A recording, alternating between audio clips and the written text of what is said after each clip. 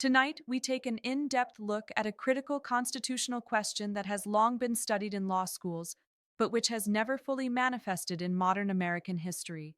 What would happen if a sitting U.S. president openly refused to comply with a Supreme Court ruling? While hypothetical, understanding this scenario is vital for grasping the balance of powers that underpins American governance. Segment 1: The Constitutional Framework. The U.S. Constitution establishes a system of checks and balances, dividing power among the executive, legislative, and judicial branches. The Supreme Court is the ultimate authority on legal interpretation, and its decisions are binding on all government officials, including the president. The enforcement mechanism, however, is primarily procedural and institutional rather than physical. In a situation of executive non-compliance, courts rely on legal remedies such as contempt proceedings and coordination with Congress. The judiciary cannot deploy military or law enforcement unilaterally against a president. Instead, it activates structured mechanisms to compel compliance. Segment 2: Institutional Pressure and Executive Accountability. If a president were to refuse a Supreme Court order, the first pressure would come from within the executive branch itself. Cabinet members, legal advisors, and senior officials are sworn to uphold the Constitution. A refusal by the president could trigger resignations, both individual and coordinated, as officials seek to protect themselves from potential liability and to uphold their constitutional obligations. Historical precedent, though limited, shows that resignations in protest are symbolic but highly influential. They signal to Congress, the judiciary, and the public that internal confidence in leadership has collapsed, potentially accelerating formal legal or political actions. Segment 3: The Role of Congress. Congress holds the power to initiate impeachment proceedings. If a president defies the Supreme Court, the House of Representatives can begin drafting articles of impeachment for obstruction of justice, abuse of power, or violation of constitutional duties. Even if removal through the Senate seems unlikely, impeachment acts as a formal institutional response, signaling that continued defiance is intolerable.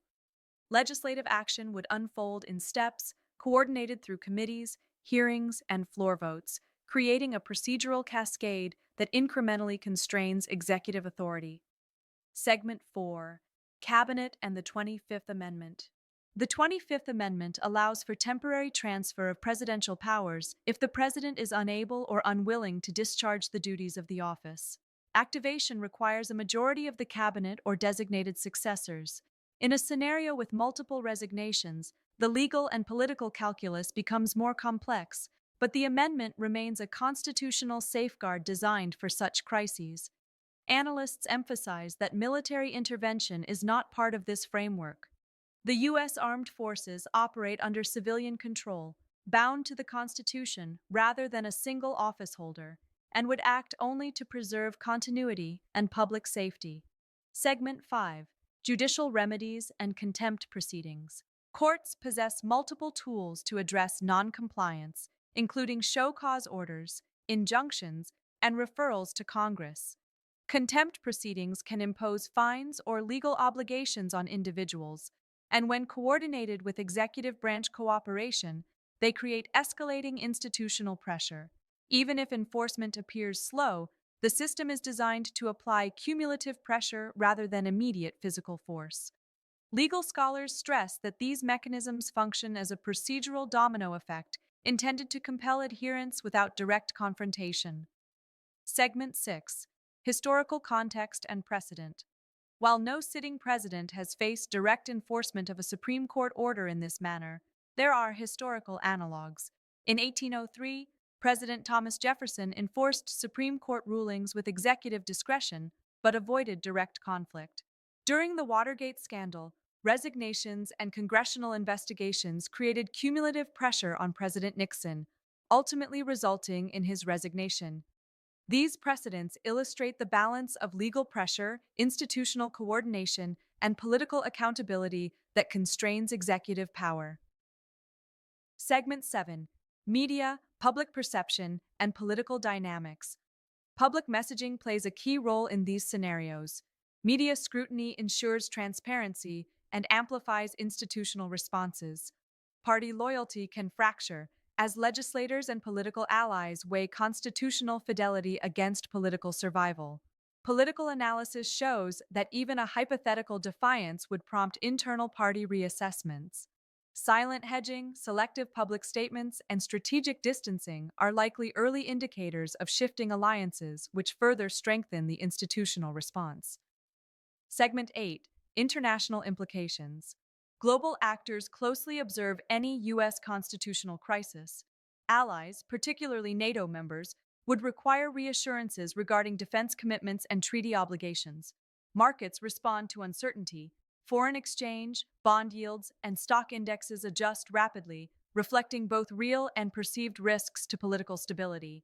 Diplomatic consequences include postponement of negotiations, realignment of alliances, and risk premium adjustments for foreign investment in the U.S. Segment 9. Enforcement and bureaucratic response. Career civil servants and federal agencies have legal obligations that often supersede directives from political appointees. If a president attempts to circumvent orders, civil servants are empowered to follow statutory duties, creating operational containment. This reduces risk to public services while maintaining institutional integrity. Simultaneously, Congress and the judiciary would coordinate to ensure procedural steps are legally binding, limiting the ability of any single actor to block enforcement. Segment 10: Potential Outcomes. Analysts identify several possible outcomes. Compliance: the president follows the court's directives, ending the procedural cascade. Escalation: contempt proceedings, impeachment, or invocation of the 25th Amendment could activate structured enforcement mechanisms. Constitutional stress test: extended defiance could test the durability of American institutions, but history and law suggest that the system, through overlapping checks and balances, is designed to withstand even prolonged crises. Each pathway illustrates the layered protections embedded in U.S. governance, designed to uphold the rule of law and prevent collapse, even under extreme executive resistance. Segment 11: Key Takeaways. This analysis underscores several principles. Institutional integrity matters more than individual authority. Resignations and internal pressure serve as early warning signals. Congress, courts, and career civil servants act within defined legal frameworks to enforce compliance. Global, domestic, and political dynamics all interact, but procedural mechanisms are the backbone of crisis resolution. While dramatic hypotheticals capture attention, the lesson remains clear. The American system is slow, deliberate, and layered, ensuring that no single officeholder can operate above the law indefinitely. Segment 12: Closing Analysis. Scenarios of executive defiance are rare, but they provide an essential lens to understand the resilience of democratic institutions. They test the boundaries of constitutional design, illuminate the importance of sworn oaths, and demonstrate the interplay between law, politics, and public trust. Segment 13: Global and Economic Considerations. The stability of global markets, international alliances, and trade agreements is closely linked to predictable governance in Washington. Prolonged uncertainty could trigger foreign policy recalibrations, credit rating adjustments, and risk premium increases for U.S. investments.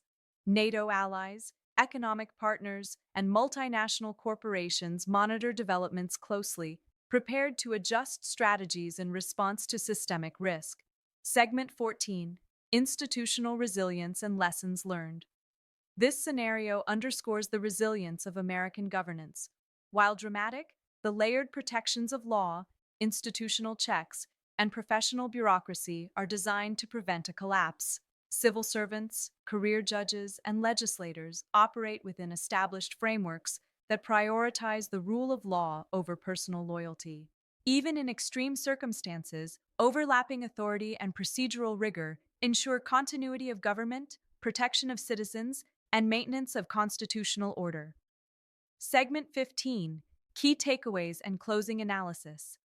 Constitutional safeguards exist to enforce Supreme Court rulings. Institutional accountability, including resignations, oversight, and congressional action, reinforces legal compliance. global political and economic pressures converge to incentivize adherence.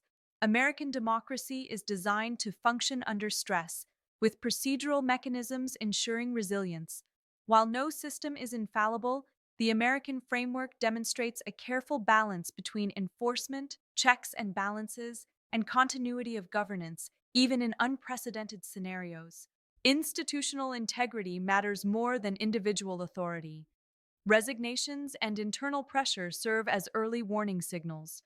Congress, courts, and career civil servants act within defined legal frameworks to enforce compliance. Global, domestic, and political dynamics all interact, but procedural mechanisms are the backbone of crisis resolution.